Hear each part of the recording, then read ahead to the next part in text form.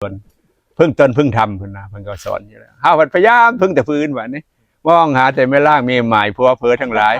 สิไปตกถังข้าวสารอยู่เลย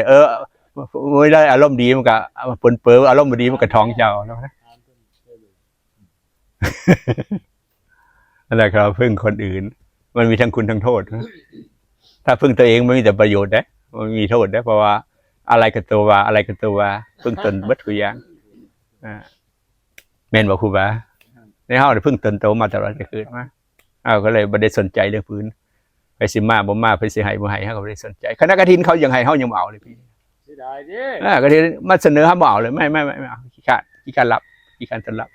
ขี้การนับเงินขี้การต้อนรับมาเอาเห็นอย่างเขาพยายามพึ่งตนพึ่งตัว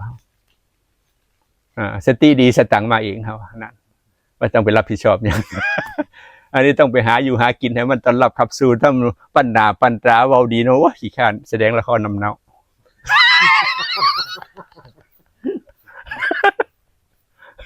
เข้าใจประมาณนี้